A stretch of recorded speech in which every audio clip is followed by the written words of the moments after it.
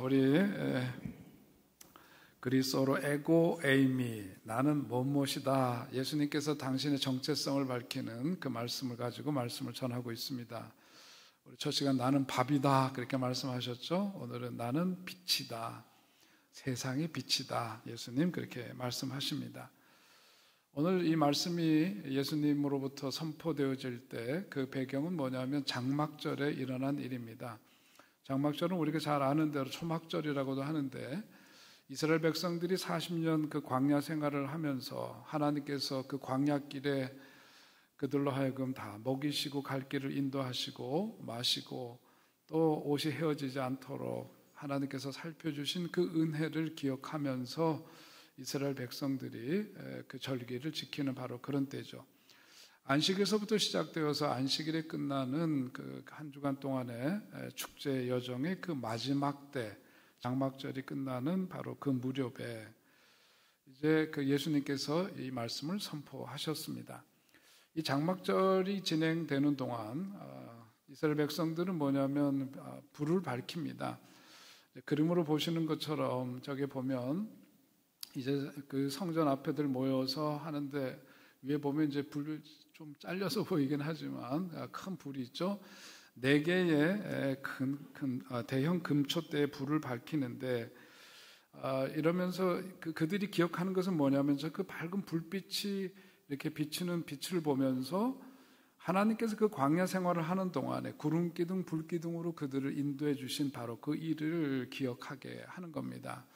그 밝기가 얼마나 밝았던지 그 불빛에 의지해서 아낙네들이 바느질을 할 수 있을 정도로 불을 아주 그렇게 밝히면서 장막절 절기를 지켰다, 그렇게 전해지고 있습니다.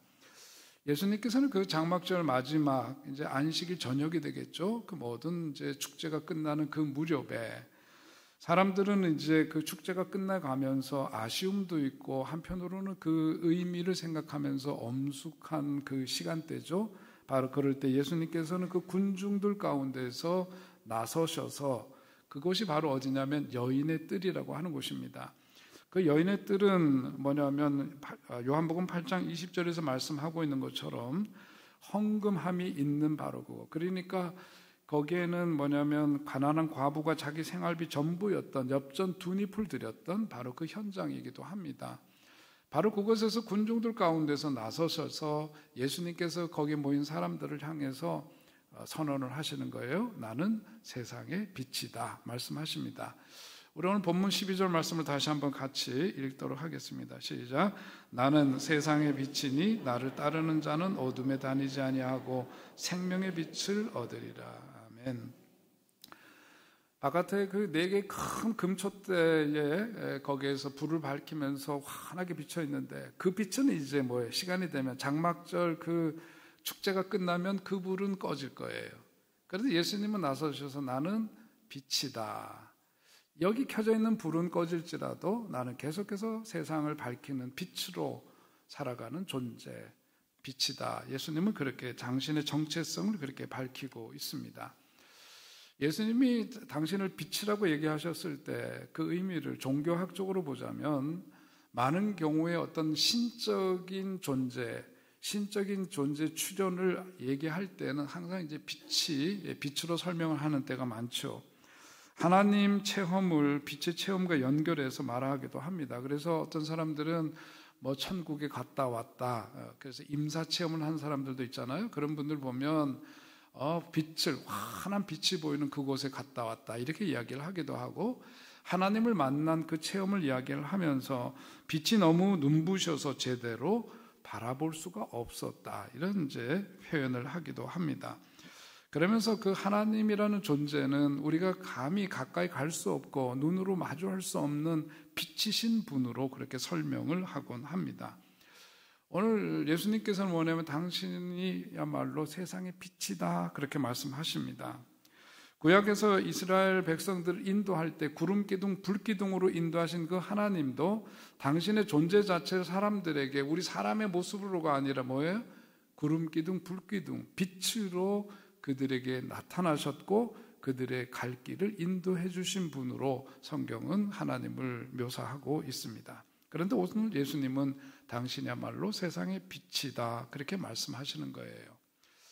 자, 오늘 이 말씀, 예수님께서 하신 이 말씀의 의미가 무엇이고, 또 우리가 이제 처음 이 말씀 나는 밥이다 하는 말씀에서부터 시작된 것이 예수님이 하신 당신을 밝히는 그 정체성에 관한 이야기를 우리가 지식적으로 그분은 이런 분이로구나가 아니라 예수님이 밥이라고 하셨고 오늘 나는 빛이다 말씀하셨는데 그 의미를 우리가 제대로 이해할 뿐만 아니라 그 말씀이 오늘 내 삶 속에서 적용되어질 때 그것은 어떤 의미를 갖는 것인가 그에 대한 말씀을 나누려고 합니다. 여러분, 빛은 어떤 특성을 갖고 있는데, 우리가 지금 여기 실내 예배당 안에 밝은 이제 조명, 이 빛이 비춤으로 인해서 서로를 바라볼 수가 있고 그러죠. 빛이 갖고 있는 첫 번째 특징은 뭐냐면, 빛은 어디서든지 그 빛이 존재하면은 자기를 드러내게 돼 있어요. 빛은 존재를 드러냅니다. 어둠 가운데 있을 때 작은 성냥불 켜더라도 그 빛이 발하는 순간 그것은 자기의 존재를 드러내, 빛은 존재를 드러냅니다. 그래서 동시에 그 자기를 드러내는 빛은 자기와 더불어 함께 있는 주변의 것들을 그 실체가 무엇인지를 드러내게 하는 특징을 갖고 있어요. 그런 힘이 있습니다.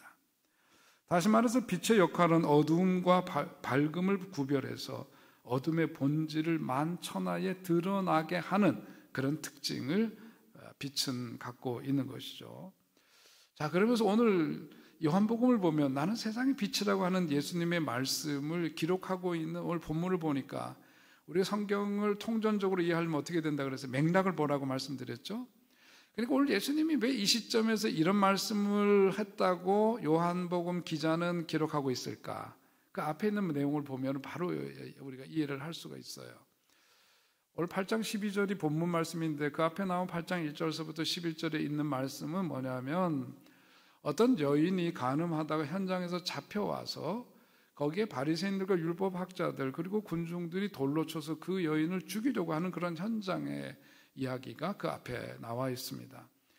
바리새인들과 율법학자들은 그 여인에 대해서 처리 문제를 예수님께 질문을 하죠. 어떻게 하면 좋겠느냐 하는데 그 질문 속에는 예수님을 곤경에 빠뜨리고자 하는 음모가 있는 그런 질문이었어요. 근데 예수님은 그 여인에 대한 그 처리를 강요받고 있는 그 현장에서 성경이 전하고 있는 것은 예수님께서 땅바닥에다 뭔가를 글씨를 쓰셨고 그러다가 그 모여있는 이들에게 하신 말씀이 죄 없는 자가 먼저 돌로 치라 하는 말씀을 하셨다. 성경은 그렇게 기록하고 있습니다. 예수님께서 그 모인 군중들을 향해서 죄 없는 자가 먼저 그 여인을 향해서 돌로 치라고 말씀하시니까 그 말씀을 들은 사람들이 손에 들고 있던 돌을 내려놓고 슬그머니 그 자리를 다 떠나갔다 이야기를 전하고 있으면서 그 다음에 그 여인에게 예수님께서 하신 말씀은 나는 너를 정죄하지 않으니 가거라. 그리고 이제부터는 다시는 죄를 짓지 말라. 예수님께서 그렇게 말씀하셨다. 그것이 그 이야기의 종결입니다. 그게 오늘 본문 바로 앞에 나오는 이야기예요. 그러면서 오늘 요한복음 기자는 뭐냐면 예수님께서 나는 세상의 빛이다 그렇게 말씀하셨다고 그 자리에 그 말씀을 옮겨놓고 있는 거예요. 그 이유는 뭘까요? 다른 게 아닙니다.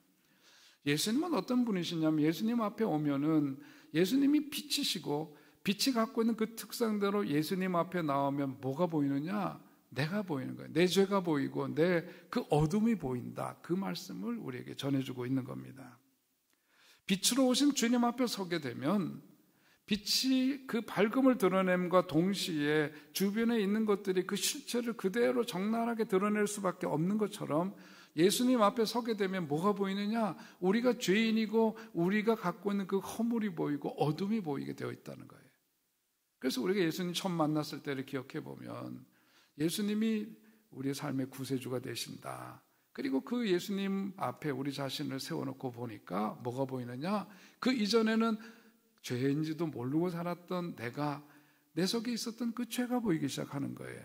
그러면서 그 죄인인 내가 구원받을 수 있는 길은 뭐냐? 예수가 그리스도이심을 믿고 예수님의 그 보혈로 말미암아 그 죄의 문제가 해결되어야 우리가 어떻게 돼요? 구원받고 영생이 주어지고 죽음 이후에도 주님 나라에서 영원히 살게 되는 것을 믿으시기 바라고요. 우리가 그 믿음 속에 살고 있는 것 아니겠습니까? 누구라도 죄 없는 사람은 세상에 없어요. 하지만 자기 잘못과 허물을 보고 마음의 옥깃을 단정히 여미는 사람들은 사실은 별로 없습니다. 거친 세상을 살면서 우리가 어떻게 하다 보니까 빛보다 어둠을 더 사랑하는 사람이 되었을 수도 있고, 어둠을 사랑하는 정도는 아니어도 우리는 어떻게 살다 보니까 어둠에 너무 익숙해져 있고 편해진 그런 상태일 수도 있는 거죠. 빛 앞에 설수록 우리는 그러니까 뭐가 보이느냐 하면 우리의 실체가 보이고, 뭐가 보여요? 빛이 있으면 뭐가 보입니까? 빛이 보이니까 여기에도 뭐가 보여요? 그림자가 보이죠. 그림자가 보여요. 예수님 앞에 서니까 우리 삶의 그림자가 보이고 우리 자신이 누구인지가 거기에서 드러나게 되는 경험을 우리가 하게 됩니다. 솔직히 오늘 이 말씀을 전하면 저도 마찬가지로 가리고 싶은 게 참 많아요. 가릴 것이 많습니다. 여러분들이 저의 적나라한 모습을 다 보게 된다면 그건 아니올시다일 거예요. 아마 여러분 서로 간에도 마찬가지가 아니겠습니까? 남에게 드러나지 않았으면 하는 일들이 우리에게 너무나 많아요. 그러나 하나님 앞에서는 그런데 아무것도 가릴 수가 없고 은폐할 수가 없는 것이 우리들의 엄연한 현실입니다. 하나님의 그 빛 앞으로, 그러니까 내 자신을 가져가게 될 때 내 속에 있는 그 어둠이 드러나게 돼 있고, 그 어둠으로부터 우린 그 빛이 비춰짐으로 인해서 어둠으로부터 우리는 해방될 수 있고, 나를 얽매이고 있던 그런 그림자로부터도 자유로워질 수 있는 그런 일이 우리들에게 일어나게 되는 겁니다. 강철산의 아이론 존이라고 하는 책을 쓴 로버트 블라이라고 하는 미국의 남성학자가 쓴 책에 보면 그 첫 장에 나오는 이야기가 있습니다. 그 독일의 그림 형제가 쓴 이제 이 동화에 나오는 이야기를 거기서 인용을 하고 있는데, 거기에 보면 이런 얘기죠. 어느 마을에 전설이 내려오고요. 전설이 뭐냐면 그 산에 가면, 마을 뒤에 있는 그 산에 가면 큰 거인이 살고 있는데, 그 거인은 어떤 거인이냐, 아이를 보면 아이를 잡아먹는 거인이다 하는 그런 전설이 있습니다. 아이들이 자라면서 그 이야기를 어른들로부터 들어서 그런 두려움이 아이들 속에 있었어요. 근데 동네 아이들이 산에 가서 어느 날 놀다가 그 중에 다른 아이들은 다 마을로 돌아왔는데 그 중에 한 아이가 길을 잃고 말았습니다. 길을 잃고 말았는데 헤매다가 보니까 어떤 연못이 있고, 거기에서 누굴 만나냐면 말로만 듣고 전설 속에 들려오던 바로 그 큰 거인을 만나게 되는 거예요. 그 거인을 만나는 순간 이거는 정말 어른들 얘기대로 나는 죽었다 싶었겠죠. 그런데 그 이야기는 어떻게 전개되느냐 하면, 그 아이가 그 큰 거인 키다리 아저씨를 만나고, 그 키다리 아저씨는 뭐냐면 그 아이를 무등을 태워서 그 마을로 돌아오게 된 이야기, 그 이야기를 들려줍니다. 그러면서 융이 얘기했던 것처럼 그림자 얘기를 하는 거죠. 우리들 속에 누구나 다 그림자가 있다는 거예요. 섀도우, 그림자가 있는데 그 그림자를 만나야 우리는 참된 자유함을 얻을 수 있고 참된 자기를 찾을 수가 있다. 해방된 삶을 살아갈 수 있다. 그런 이야기죠. 오늘 주님 앞에 나오게 되면 주님은 빛이라고 말씀하셨고, 주님 앞에 선 우리들은 우리 자신의 그림자를 보게 되는 거예요. 그런데 그 그림자, 우리 자신이 드러나면서 그림자를 보게 되지만 그 그림자로 인해서 우리가 하나님으로부터 멀어지는 게 아니라 오히려 그 그림자로 인해서 더 큰 사랑과 신뢰의 끈이 형성이 되어지고, 우리가 하나님과 우리를 그 그림자가 오히려 결합시키는 역할을 하게 된다 하는 이야기입니다. 자, 오늘 말씀을 보면서 생각하게 되는 것은, 살아가면서 느끼는 거지만 거짓은 더 큰 거짓을 낳게 되고 죄는 더 큰 죄를 부른다는 것을 보게 됩니다. 그 악순환의 고리를 끊고 살아야 되는데, 그것을 끊으려면 어떻게 되는, 그 실체를 보아야 되는 거죠. 문제가 무엇인지를 보아야 되고 그 어둠의 실체를 보아야만 됩니다. 그러면 어떻게 되느냐, 빛이신 예수님을 우리가 만나야 한다. 예수님을 만나야 그것이 드러나고, 그래서 문제가 무엇인지 진단을 받게 되고 거기에 따른 처방이 내려지고 거기에 따른 치료의 역사가 있게 되는 거죠. 오늘 우리가 예수님을 믿는다 하지만 정말로 예수님은 당신이 빛이라고 얘기를 했는데, 주님 앞에 섰을 때 빛이신 그분 앞에 선 우리들의 모습이 드러나야 되듯이 우리는 우리 자신을 주님 앞에 세워야 합니다. 바로 그럴 때 우리의 삶 속에서 새로운 변화의 역사도 있게 되는 것이고, 그 빛이 그 빛으로 말미암아 우리는 구원받은 하나님의 사람으로 신실하게 살아갈 수 있는 줄 꼭 믿으시기 바랍니다. 오늘 빛이 갖고 있는 특징은 뭐냐면 길을 안내한다는 거예요. 길을 인도하는 특징을 갖고 있습니다. 요한복음 11장 9절로 10절에 있는 말씀, 그리고 이어서 12장과 46절의 말씀 우리 함께 여러분 읽으시면 좋겠는데요. 시작. 낮이 12시간이 아니냐? 사람이 낮에 다니면 이 세상의 빛을 보므로 실족하지 아니하고 밤에 다니면 빛이 그 사람 안에 없는 거로 실족하느니라. 나는 빛으로서 세상에 왔나니 무릇 나를 믿는 자로 어둠에 거하지 않게 하려 함이로다. 아멘. 예수님은 빛으로 오셔서 우리의 인생을 비춰주시는 분, 그리고 더 나아가서 우리가 걸어가는 그 인생길에서 우리의 길을 안내해 주시는 분이시다. 그래서 예수님은 또 뭐라고 예수님은 당신이 길이요 진리요 생명, 길이다 그런 말씀하시는 거예요. 여러분, 우리가 살아가면서 느끼는 거지만 살면서 우리가 어떤 어려움 속에 있을 때, 가슴 아리를 하는 고통스러운 그런 현장 속에 있을 때 우리 곁에 누군가가 있어준다면 우리가 참 얼마나 그것이 힘이 되는지 모릅니다. 그런데 누군가 아픔의 현장 속에 있을 때 함께 있어줄 수는 있지만 그렇다고 해서 그 사람의 길을 인도해 줄 수는 없어요. 그것이 우리들이 갖고 있는 한계입니다. 누구 곁에서 그저 다른 것 없이 그저 지켜주고 옆에 함께 할 수 있는 우리들이지만 그 인생길 책임져주고 길을 안내해 줄 수는 없는 거죠. 오늘 이 말씀의 배경이 장막절에 예수님께서 이런 말씀을 선포하셨다고 하셨는데, 그러면서 이 광야길을 갔던 이스라엘 백성들이 그 현장 속으로 한번 돌아가서 오늘 말씀을 한번 다시 생각해 보면, 우리네 지금 현재 살아가는 인생도 흔히 광야 같은 인생이라고 그렇게 표현하듯이 이스라엘 백성들이 걸었던 그 광야 현장 속으로 들어가 보면 그 특징이 무엇이었을까?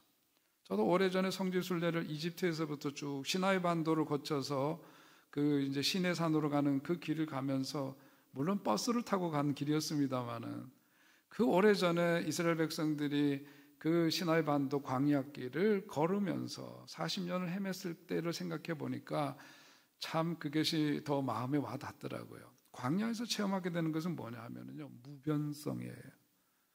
변화가 없어요. 변화가 없어요. 그냥 붉은색의 그저 바위와 그냥 풀 한 폭이 없는 그런 광야가 쭉 펼쳐집니다.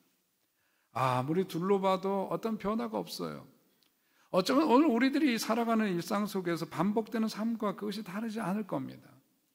어디를 보아도 여기가 거기 같고 거기가 여기 같고 그렇습니다. 방향을 구분하기가 어렵고 분별하기가 어렵습니다.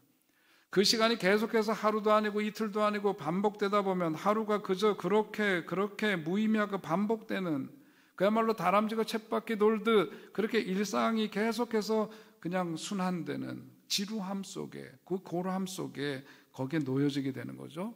그뿐만이 아니라 낮이면 강렬한 태양이 비추어집니다.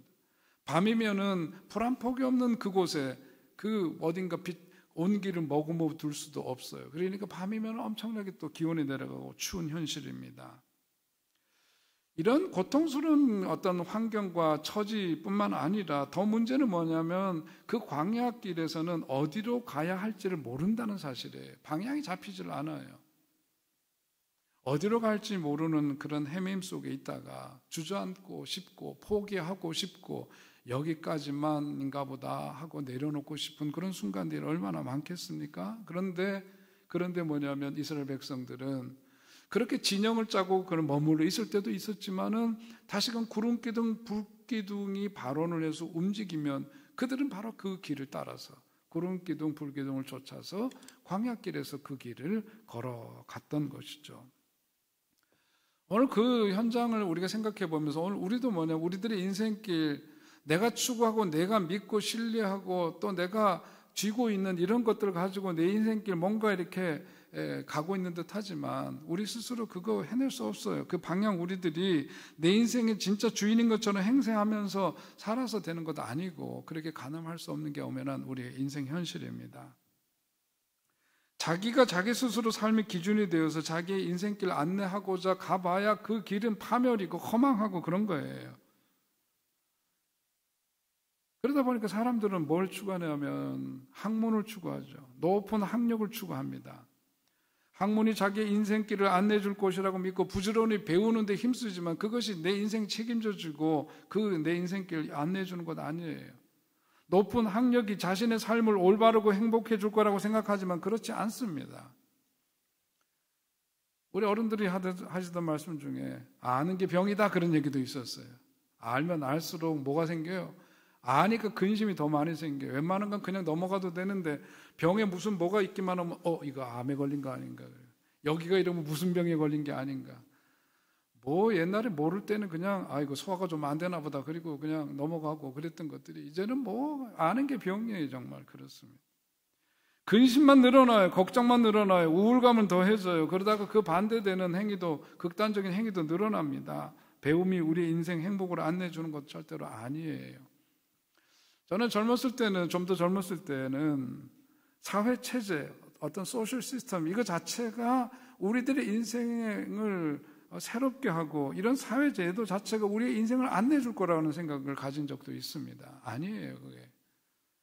사회과학 공부를 해보면서 우리 사회가 공산사회에서부터 시작돼가지고 고대의 노예제에서부터 중세의 그 봉건제를 거치고 그 다음에 자본주의로 그 다음에는 뭐냐면 사회주의를 거쳐서 공산주의로 그 원시 공산제에서 공산사회로 어떤 역사 발전이 이렇게 이행한다고 생각을 하고 그런 도상이 있다고 생각했고 그런 사회 제도 자체가 우리를 더 행복하게 만들고 그렇게 가는 것이 맞다고 생각했던 적도 있었지만 우리가 이미 1990년대 초반에 사회주의권의 몰락과 붕괴로 말미암아 그것이 얼마나 그릇된 판단이었나 하는 거 다 세상이 다 알고 있습니다. 사회제도나 체제로 가능한 게 아니에요. 국민학교 다닐 때 우리가 가장 많이 들었던 건 새마을 노래와 더불어서 뭐냐면 박정희 대통령이 대한뉴스에 나와서 1,000불 우리 국민소득 시대가 되면 어쩌고 하는 얘기 수도 없이 들었어요. 1,000불 시대가 되면은 우리는 다 행복할 거로 생각했지만 우리나라 지금 평균 1인당 국민소득이 35,000불이 넘습니다. 그렇다고 그때에 비해서 우리는 진짜 행복하고 이게 정말 제대로 그 방향을 제대로 잡고 가고 있느냐? 저는 그렇지 않다고 생각을 해요. 경제적인 어떤 그 발전은 이루었을지 모르지만 우리들이 지향하고 가는 삶의 방향은 어쩌면 옛날만 못한 그런 것으로 퇴행하고 있다가도 보여집니다. 이런 것들을 그러니까 다시 말해서 인생의 안내자로 삼을 수 없다는 거예요. 인생의 안내자로 삼을 수가 없어요. 빛이신 오직 주님의 인도함을 받을 때 그 세상은 아름다운 세상이요 그런 삶을 지향하는 인생이야말로 가장 복된 인생임을 여러분 꼭 믿으시기를 바랍니다. 그러니까 우리가 살면서 내 식대로 살면 안 돼요. 주님의 안내를 받고 주님의 인도함을 받는 삶이 되어야 하는 겁니다. 요즘 우리가 가는 기도 가운데는 전쟁의 종식을 위해서 기도하고 있잖아요. 저 중동에서 저게 뭐 하마스하고 이스라엘하고의 그거에서 저게 또 이란까지 결부가 되고 뭐 이러면서 이게 참 세계가 끊임없이 그 배경에는 또 종교가 있는 거고 그러잖아요.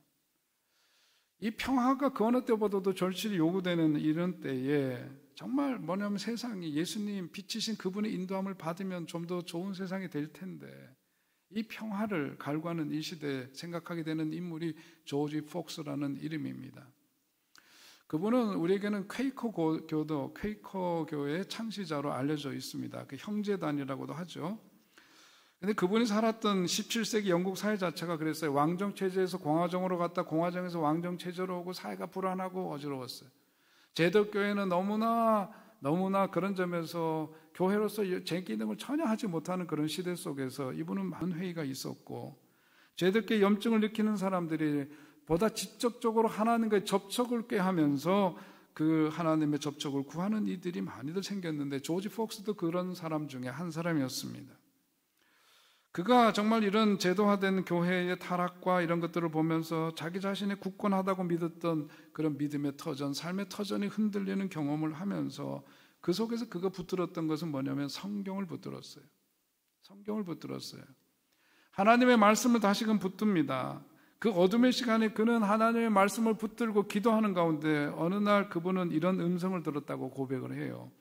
한 분 한결같은 예수 그리스도가 계시니 그분만이 내 처지를 말해줄 수 있다. 그런 음성을 듣습니다. 그러면서 그 의심의 밤이 물러가고 그 음성을 듣는 이후서부터 밝은 새벽이 그에게 찾아오듯이 그의 삶의 복음에 새로운 변화가 일어나게 되고, 그러면서 복음을 전하기 시작했어요. 그의 삶에 대해서 전하기는 그의 의식주는 검소했고 철저한 평화주의자로 살기 시작했다고 그랬습니다. 당연히 전쟁은 반대하고 노예제도를 반대하고 그로 인해서 많은 박해를 받았지만 자기의 내면의 빛으로 다가오신 예수님과의 만남 후에 자기는 흔들림 없이 자기의 길을 걸어갔다. 그는 그렇게 고백을 합니다. 그래서 그를 따르는 퀘이커 교도들은 지금도 세계적으로 세계 평화를 위해서 헌신하는 사람들로 복무를 하고 있는 거죠. 그리고 조지 폭스의 영향을 받은 사람들이 그 후에 문학가로는 톨스토이가 대표적이고, 마하트마 간디라든지 마틴 루터 킹 목사님이라든지 남아프리카 인종차별 철폐의 가장 그 기수였고 존경받는 데스몬드 투투 주교라든지 이런 분들이 다 그 영향을 받았던 거예요. 오늘 그러니까 뭐냐면 주님의 빛이신 그분의 인도하심을 받는 사람들을 통해서 세상은 변화되는 거고, 그게 바로 예수를 따르는 사람들에게서 나타나야 될 분명한 증거다 하는 말씀입니다. 데스몬드 투투 주교 같은 경우에는 남아프리카 인종차별이 얼마나 심했습니까? 그런데 그런 가운데서도 진정으로 어떤 복수가 아니라 아량을 베푸고 용서할 수 있는 그런 삶을 가능하게 하기 위해서 그분이 쓴 언어가 우분투라는 말이었어요. 아프리카의 웅구니족의 언어 우분투라고 하는 말을 그분이 소개를 하는데, 그 우분투라고 하는 말은 뭐냐면 사람이 관대하고 호의를 베풀고 친절하고 다정하고 남을 보살필 줄 알고 자비로운 그런 사람을 이렇게 우분투라고 얘기를 해요. 가진 것을 나눌 줄 아는 사람을 의미합니다. 그러니까 예수의 사람들은 어떤 사람이냐? 빛이신 그분으로 말미암아 그분의 인도하심을 따라 살아서 우분투의 삶을 사는 사람이다, 그런 얘기죠. 예수라는 참 빛과 만난 사람, 그리고 그분의 인도하심을 받는 사람들은 우분투가 있는 그런 삶이 되는 것이 마땅하다는 거예요. 오늘 저와 여러분의 삶이 빛이신 그분으로 말미암아 주님의 인도하심을 받고 우분투의 삶을 그야말로 살아낼 수 있는, 우리 삶을 통해서 그런 삶이 빛을 발하는 그런 삶이 될 수 있기를 주의 이름으로 축원드립니다. 그래서 오늘 말씀은 그 말씀과 연관해서 예수님께서는 마태복음 5장 14절에서 이렇게 말씀하셨어요. 함께 읽겠습니다. 마태복음 5장 14절 시작. 너희는 세상의 빛이다. 산 위에 있는 동네가 숨겨지지 못할 것이요. 아멘. 누가복음 11장 35절 시작. 그러므로 내 속에 있는 빛이 어둡지 아니한가 보라. 아멘. 내 속에 빛을 품고 있다고 하지만 그것이 어둠이 아닌가 보라. 누가복음은 그렇게 말씀해요. 그래서 예수님은 우리들에게 또 뭐라고 말씀하시냐면 너희는 세상의 빛이다 그랬어. 네가 앞으로 빛으로 살아라, 빛이 될 거다, 이런 미래지향적 그런 얘기가 아니라 이미 너희는 뭐냐면 빛이다. 왜?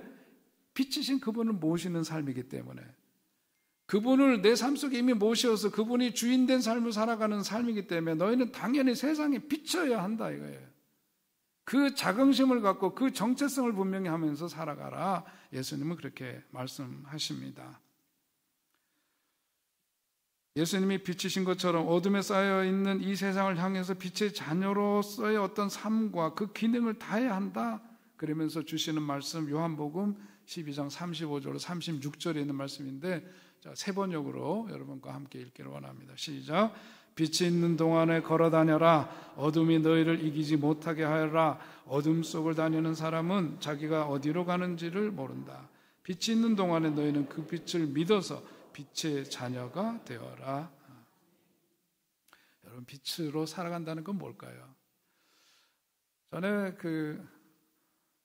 유퀴즈라는 텔레비전 프로그램이 있습니다. 텔레비전들 안 보셔서 모르실 것 같아요. 근데 유퀴즈라는 텔레비전 프로그램이 있는데 자주 보는 건 가끔 봅니다. 근데 전에 봤던 것 중에서 오랫동안 인상 깊게 남았던 그 등장 인물 가운데 한 분이 뭐냐면 프랑스 분이신데 드봉 주교라고 하는 분이에요. 드봉 주교라는 분이 1954년에 우리나라에 왔는데 파리 외방 전교회에 파송을 받아서 우리나라에 오셨습니다. 전쟁 이후에 비난한 삶의 현장으로 이 낯선 땅에 오셔서 지금까지 우리나라에서 섬기시고 계신 그런 캐톨릭 신부님이세요. 저분을 보면서 제가 오늘 여러분에게 저분 왜 말씀을 드리려고 하냐면은 제가 그분의 이야기를 유퀴즈라는 데서 유재석이라는 분하고 거기 또 다른 출연자하고 같이 질문을 하고 답하고 그런 얘기를 하는데 저분을 보니까 마치 어린아이를 보는 것 같아요. 그 웃음이 너무 맑아요. 저분의 이야기를 들으면서 저도 맑아지는 것 같았어요. 저분의 웃는 모습을 보면서 그 웃음을 담고 싶어졌어요. 그런 걸 보면서 저분의 어떤 그 고백 속에 담겨져 있는 바로 그 예수님 때문에 저분의 삶이 이 낯선 땅에서 그 수많은 세월을 살면서도 여전히 저 웃음을 지을 수 있는 삶. 나이가 96세가 되어서도 어린아이 같은 천진난만한 해맑은 웃음을 웃을 수 있는 그런 삶. 그것은 바로 예수님 빛이신 그분의 인도함을 받고 바로 너희가 바로 세상의 빛이라고 하신 그 말씀이 저렇게 나타나는 것이로구나. 그런 생각을 했어요. 그분이 어느 인터뷰에서 하신 말씀입니다. 그분이 이런 고백을 합니다. 두봉주교의 고백에 저는 예수님이라는 분에게 탐복한 사람입니다. 저는 예수님이라는 분에게 반한 사람입니다. 저는 예수님이라는 분에게 사로잡힌 사람입니다. 라고 하는 고백입니다. 어떻게 보면 단순하고 소박해 보이지만 확신에 찬 고백, 예수님께 붙들림 받은 사람, 빛이신 그분에게 붙들림 받아요. 그분 속에 빛이신 그분을 모시고 그분 자신이 이제는 빛으로 살아가는 그런 삶의 모습, 그것이 바로 하나님이 오늘 우리들에게 바라시는 삶의 모습일 겁니다. 빛의 자녀가 되었으면 이제는 빛을 비추면서 살려무나, 그게 우리가 말하는 선교적인 삶이고 그것이 세상에서 우리가 전도한다고 하는데 말로만의 전도가 아니라 삶으로 보여주는 전도고 선교인 줄로 믿습니다. 저는요, 우리가 빛으로 산다 그래서 오늘부터 우리가 뭐 표정을 어떻게 인위적으로 바꾸고 뭔가 눈에 띄는 엄청난 일을 해야 되고 그런 건 아니라고 봐요. 내 삶 속에 주어진 그 삶의 자리에서 예수님의 마음을 품고 예수님이라면 어떻게 하셨을까?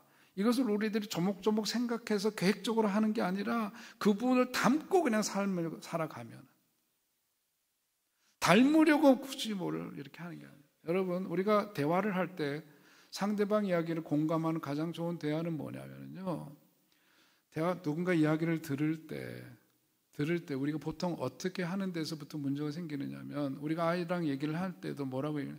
아이랑 얘기를 하면서 저 얘기를 들으면서 한편으로 생각을 합니다. 뭐라고 얘기해 줄까? 그래요, 안 그래요? 상대방 이야기를 들으면서 우리는 뭐냐면 그 이야기를 집중해서 경청하기보다 그 얘기를 들으면서 한쪽 뇌로는 뭐냐면 뭔가를 자기가 해야 될 얘기를 정리하고 있어요. 그러니까 듣는 이야기를 온전히 듣지를 못해요. 집중해서 경청이 되지 않는 거예요. 그러니까 공감하기 어려워지는 거예요. 저는 예수님을 오늘 말씀을 통해서 우리들이 예수님을 닮은 삶을 살아간다라고 하는 것은 다른 생각 없이 예수님의 그 마음을 오롯이 우리의 마음속에 품는 일이라고 생각합니다. 그대로 그냥 담는 거죠.